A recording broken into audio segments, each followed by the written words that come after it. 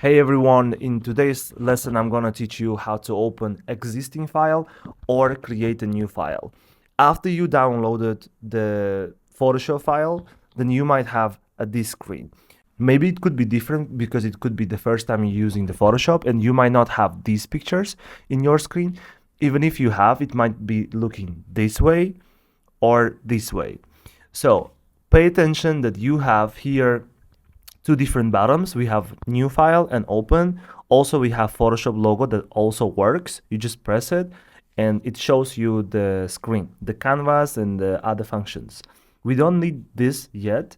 So we press this home button, which means this button. So we are at home already now.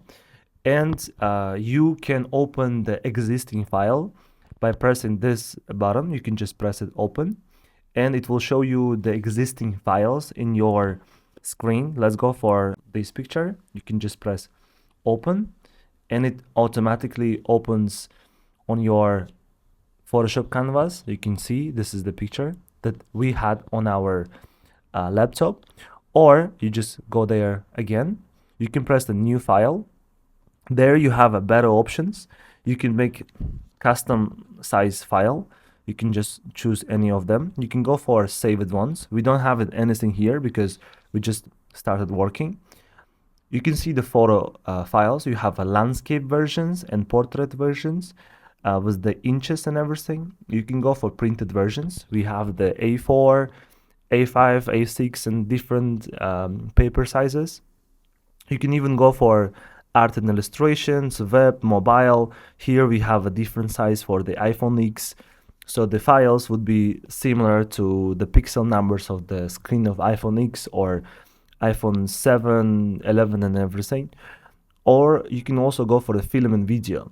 The best part of this new file system is that you can go for the custom one and you can make custom number of pixels, inches, centimeters and so on. Let's go for 2000 or 2000 pixels. And just press create.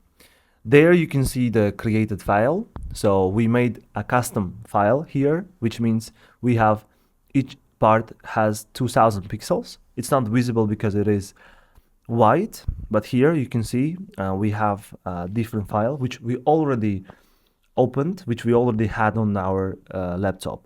As you see here, it shows it's 4167 pixels to 6593 pixels, which means this size has more than 4000 pixels and this side has more than 6000 pixels.